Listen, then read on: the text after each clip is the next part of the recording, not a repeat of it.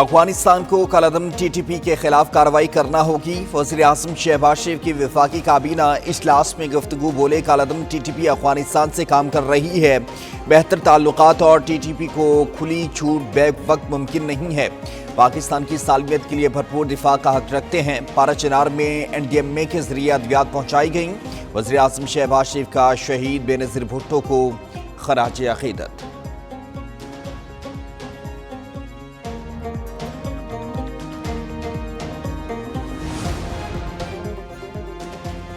انصاف کا سلسلہ 9 مئی کی اصل کرداروں کو کفر کردار تک پہنچانے تک جاری رہے گا۔ سیاست کے لیے چند لوگوں نے نوجوانوں کے ذہنوں میں زہر گھولا، نوجوانوں کو سیاسی ایجنڈے کی بھینٹ چڑھایا گیا۔ DG ISPR نے 9 مئی کو قوم کا مقدمہ قرار دے دیا۔ کہتے ہیں 9 مئی پر افواج پاکستان کا موقف واضح ہے، مغربی ممالک میں سیاسی انتشاری کو کوئی جگہ نہیں دیتا، فوجی عدالتوں میں ملزمان کو دفاع کا پورا حق ہوتا ہے۔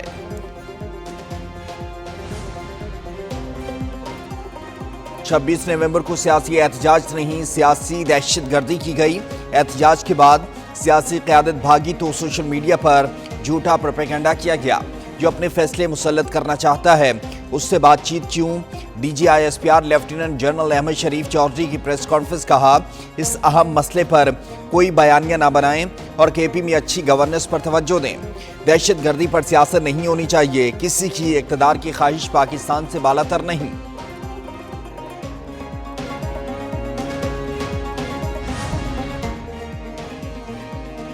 پاکستان کو سازشی ہاتھوں سے بچائیں گے، کوئی سپر پاور ہے تو مولا بھی پاور ہے، یہ ہمارا کچھ نہیں بگاڑ سکتے، کسی کی پرواہ کرنے کی ضرورت نہیں، ان سب کو میں دیکھ لوں گا۔ صدر آصف علی زرداری کا بے نظیر بھٹو کی برسی کے موقع پر جلسے سے خطاب، کہتے ہیں جو بھی کام کریں گے عوام کو جواب دہ ہوں گے، ہم نے اور ہماری نسلوں نے یہاں دفن ہونا ہے۔ صدر آصف علی زرداری نے بی بی شہید ذوالفقار علی بھٹو شہید کے مزاروں پر حاضری دی، پھول رکھے اور فاتح خوانی کی۔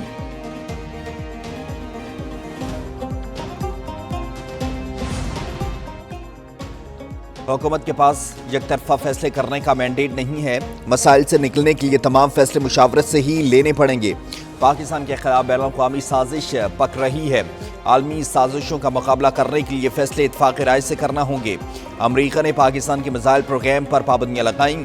چیئرمین پیپلز پارٹی بلاول بھٹو زرداری کا بے نظیر بھٹو کی برسی کے موقع پر جلسے سے خطاب، کہتے ہیں سیاست سے ہٹ کر پاکستان کے دفاع کا سوچنا ہوگا۔ وفاقی حکومت کی نہروں کی پالیسی پر بھی تحفظات ہیں۔ وزیر اعلیٰ بلوچستان سرفراز بگٹی اور راجہ پرویز اشرف نے بھی خطاب کیا۔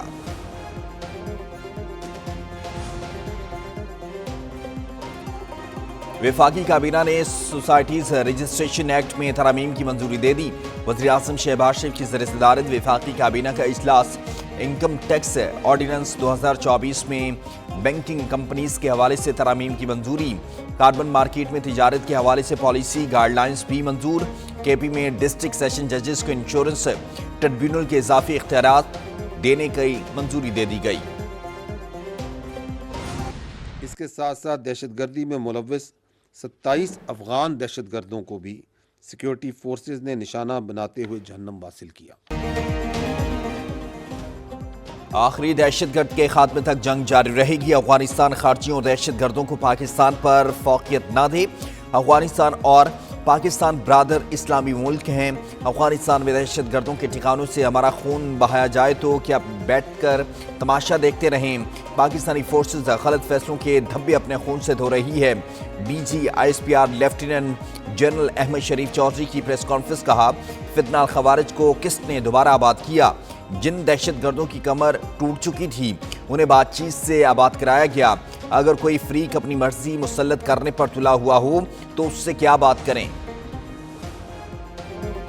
ضلع کرم کے شہریوں کو سڑک کی بندش کی وجہ سے آمد و رفت میں مشکلات کا سامنا ہے۔ ترجمان وزیر اعلیٰ ہاؤس کے مطابق وزیر اعلیٰ KP کی ہدایات پر صوبائی حکومت کی ہیلی کاپٹر سروس جاری، کرم کا زمینی راستہ کھلنے تک ہیلی کاپٹر سروس جاری رہے گی۔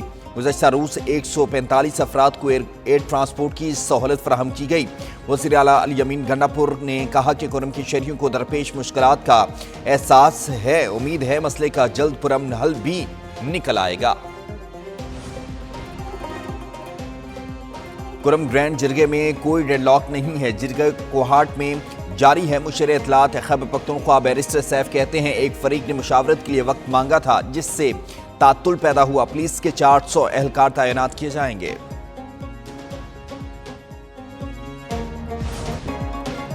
شمالی وزیرستان میں شہید میجر محمد اویس شکرگڑھ میں مکمل فوجی اعزاز کے ساتھ سپرد خاک کر دیے گئے۔ نماز جنازہ اور تدفین میں corps commander Gujranwala lieutenant general Syed Imdad Hussain شاہ، سینئر افسران، جوانوں، لواحقین اور اہل علاقہ کی بڑی تعداد نے شرکت کی۔ آئی ایس پی آر کے مطابق شہداء کی یہ لازوال قربانیاں رائقہ نہیں جائیں گی۔ انسانی اسمگلنگ میں ملوث تمام افراد کو ایک ہفتے میں حراست میں لینے کا حکم۔ استقاطے کے عمل کو مزید مؤثر بنایا جائے۔ سہولتکار سرکاری افسران کے خلاف تعدیبی کارروائی کیوں نہیں کی گئی؟ وزیر اعظم شہباز شریف کی زیر صدارت انسانی اسمگلنگ کے سدباب کے حوالے سے جائزہ اجلاس ہوا۔ مشتاق سخیرہ کی سربراہی میں تشکیل کی گئی کمیٹی کی رپورٹ بھی پیش کر دی گئی۔ وزیر اعظم کی وزیر داخلہ کی سربراہی میں انسانی اسمگلنگ کے خاتمے اور پائیدار حل تلاش کرنے کے لیے کمیٹی تشکیل دینے کی ہدایت۔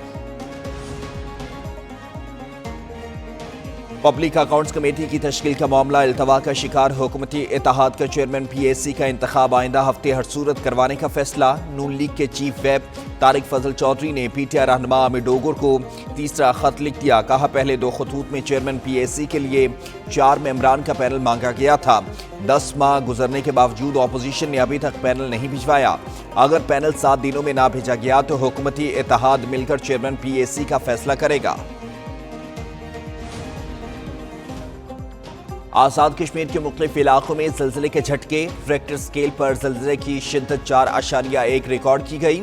زلزلہ پیما مرکز کے مطابق زلزلے کا مرکز مقبوضہ کشمیر کا جنوبی مغربی علاقہ تھا۔ لاہور سمیت پنجاب میں بادل برس پڑے۔ خشک سردی کا خاتمہ، ٹھنڈ بڑھ گئی۔ گجرانوالہ، سرائے عالمگیر میں بھی رم جھم ملک کے بالائی علاقے شدید سردی کے لپیٹ میں۔ اسکردو -13، لے -12 اور گلگت -8 ریکارڈ کیا گیا۔ قلات -5 تک گر گیا۔ استور -8، کوئٹہ -6، دیر -4، چترال میں پارہ -2 ریکارڈ کیا گیا، جبکہ اسلام آباد 1، لاہور میں 8 اور کراچی میں پارہ 10 ریکارڈ کیا گیا۔ پاکستان اسٹاک ایکسچینج میں تیزی۔ 100 انڈیکس میں 927 پوائنٹس کا اضافہ، 1,11,351 پوائنٹس پر بند ہوئی۔ دن بھر مجموعی طور پر 443 کمپنیوں کے شیئرز میں کاروبار ہوا۔ انٹر بینک میں ڈالر 10 پیسے مہنگا، 278 روپے 47 پیسے کا ہو گیا۔ صرافہ مارکیٹ میں سونا سستا ہو گیا، 800 روپے کمی سے سونا 2,73,200 روپے فی تولہ ہو گیا۔ رواں مالی سال کے پہلے 5 ماہ میں ترسیلات زر اور برآمدات میں اضافہ دیکھا گیا۔ برآمدات، بیرونی سرمایہ کاری، زر مواد ذخائر اور روپے کی قدر میں بھی اضافہ ہوا۔ وزارت خزانہ نے ماہانہ معاشی آؤٹ لک رپورٹ جاری کر دی۔ رپورٹ کے مطابق گزشتہ مالی سال کے مقابلے میں رواں مالی سال ترسیلات زر میں 33.6% کا اضافہ ہوا۔